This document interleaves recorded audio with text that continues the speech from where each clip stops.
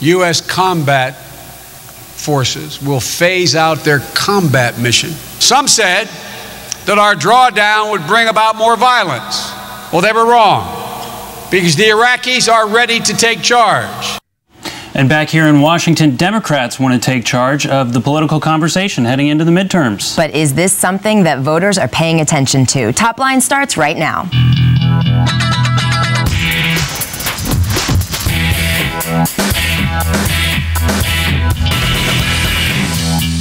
Welcome to ABC News Washington Post Top Line. I'm Karen Travers. And I am Zach Wolf. And every day we bring you the latest in politics, news, pop culture, sports, a little bit of everything for this August recess.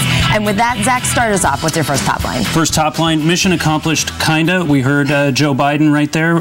President Obama's going to come out on August 31st and tell us about the drawdown in Iraq. He's going to thank the troops. We heard today he's going to talk about this being a campaign pledge kept, and all combat troops apparently are going to be out of Iraq by the end of 2011 unless the Iraqis ask us to stay. And Karen, one thing he's probably not going to talk about is his opposition to the surge several years ago that Republicans would say made this whole thing happen. And I bet we're going to hear that from Republicans, though, when they talk about this over the next 2 weeks. As Americans grow increasingly concerned with Afghanistan, the White House really wants to talk about Iraq. He said he was going to do it. He did. Things are looking better there now. But whether or not this can actually resonate with voters on the campaign trail, I think is still a question that remains to be answered. Our next top line is First Ladies and 9/11. Michelle Obama and Laura Bush are teaming up for the first time. The two of them are going to be in Pennsylvania on the anniversary of 9/11. This is the 9th anniversary for a ceremony there. Now, there is going to be a permanent memorial set up in time for the 10th anniversary next year. I think it is really interesting putting these two First Ladies together. They obviously have immense popularity. Laura Bush was very well liked when she was in office. Michelle Obama, of course, is very popular, much more popular than her husband at this point. You think about what the two of them can do if they go to and do events together. We'll see if this is a little bit of a test run, maybe, of a partnership. That's right. And you will see a lot more of Michelle Obama later this year on the campaign trail. We're told that she will be out there, some for Democratic candidates at least, and that's something Laura Bush won't be at those events. Certainly not. Next up, bang for your buck. In Arizona, John McCain spent $21 million on a Republican primary. This is a man who just 2 years ago was his party's nominee for president, but he put all of his eggs into this primary basket. He spent a lot of money getting J.D. Hayworth off the airwaves and out of everybody's consciousness. Karen, it's not as much money as a lot of other candidates, Republican and Democrat, the self-financers spent, but this is a big deal. You know. Certainly a lot of money, and I think if you went back to John McCain in 1998, John McCain in 1996, and you told him you'd be spending $21 million in a primary, I'd be interested to see what John McCain, the campaign finance advocate, would be talking about just with the amount of money that's so staggering. He was obviously doing this for protective reasons. They were very concerned about the challenge that J.D. Hayworth was going to bring. He is going to win tomorrow. He'll win a decent amount. Maybe it wasn't worth it, but they certainly did not want to take any risk with that. That's right. It is August, and that means it is Barack to school time. Here in Maryland, in Upper Marlboro, just outside of Washington, D.C., today is opening the Barack Obama Elementary School. Now, according to the AP, this is at least the 6th school in the United States named after our current president. And we did a little bit of digging, and apparently there is only one school named after George W. Bush in Zach's home state of California. Very interesting. He's only been in office how many months are we at now? 20 months, and 6 schools already. That's kind of impressive. And poor George W. Bush, only one school, that was an internet search, so if anybody out there knows of another George W.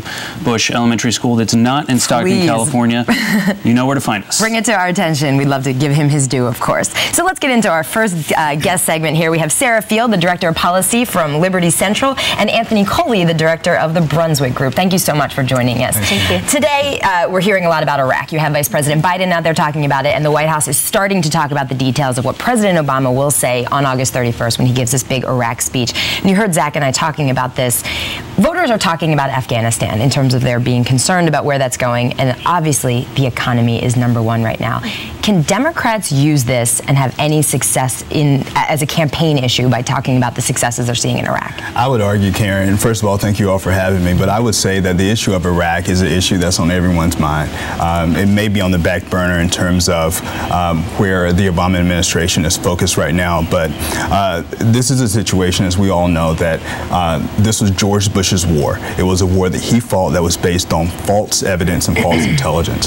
Barack Obama made a promise that he would refocus our energies and our efforts during the 2008 presidential campaign. He's done that. He's kept his promise. And, you know, I think people will appreciate that and take it for what it's worth. Republicans will certainly say something different. Well, first of all, let me say that I disagree with the point that this is George Bush's war. We went to war with the support of a bipartisan coalition in Congress. But, you know, I do think that people are paying attention to this, and we've seen with the mosque issue. People do care about national security issues. 9/11 is now 9 years ago, but it's still something at the forefront of people's minds. Back to that mosque issue, this is something your group has definitely gone into. You know, we have the two first ladies who are going to show this united front on the anniversary of September 11th. Are Republicans, on the other hand, by playing up the mosque issue and whether or not it should be, you know, nationalizing this local issue, thank you, Barack Obama, they're probably saying, but are they running the risk of losing support among minority voters, losing their diversity message? Well, first of all, let me say that this is one of those 70-30 issues. We don't see a lot of those in politics today, but this is one of them. Now, I don't think that anybody reasonable is saying that they shouldn't be allowed to build this mosque, and that's certainly not the position that Liberty Central has taken. It's not the position that I take. But it's a question of prudence, and it's a question of sensitivity. And so that is the issue that 70% of the American people stand behind, where the Republicans and lots of Democrats, I mean, you see Harry Reid and other folks saying this just isn't appropriate, whether or not they have the right to do it.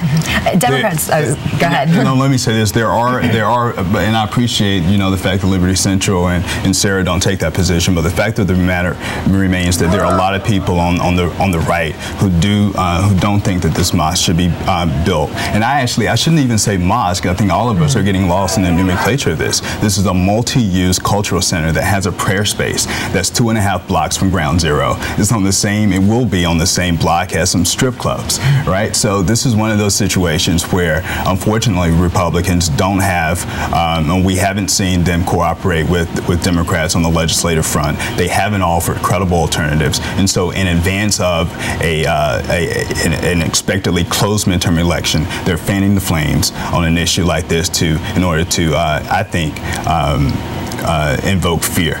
Now, Democrats certainly haven't made this any easier, I think, right now, because you have Harry Reid's comments seemingly disagreeing with the president. You have the president talking about it once, talking about it twice, going back again. You know, Democrats, in theory, you'd think just want this to go away, but it's not. It's becoming an issue for them as a party. I hear you, Karen, and I respect that sentiment, but on January 20th, 2009, President Obama took an oath of office. He says, "I do solemnly swear to support and defend the Constitution against all enemies, foreign and domestic." And that's what he's done here. People forget that he was a constitutional law professor. And it's important for all religions, all faiths, quite frankly, the people of the Muslim faith, to be able to have this multi-use cultural center, I think. And let me say just this one last point. I don't think, and Frank Rich wrote about this in yesterday's New York Times, this is not helpful to General Petraeus at a time when he's trying to win the hearts and minds of the Muslim community in Afghanistan, to have people over in the United States and in New York specifically, you know, saying, you know, negative things against the Muslim faith. Let me change gears real quick so we can get on another topic. Sarah, last summer, you've seen a lot written, you know, comparing last summer's protests at town hall meetings with this summer. There have been fewer of them. Is some of that furor, some of that excitement that the Republican base had with the Tea Party, you know, what have you, is some of that dying away? Absolutely not. You know what you're not seeing this summer is town halls. So people aren't holding town halls, and so that's one of the big problems. The furor is absolutely not dying down. People remember healthcare. Healthcare is at the forefront of everyone's mind. Since then, we've seen different votes on cap and trade. We've seen the Dodd-Frank financial reform bill. You've seen all these things, and people are, I would say, as in tune as they ever were. Just they have less opportunities because there are less town halls. There's certainly a noticeable absence of those town halls this summer. It's a little bit quieter in August. Unfortunately, we are out of time, but thank you so much, Sarah Field, Anthony Coley, for joining us today. We'll have you back, and we'll probably continue this conversation. Thank you.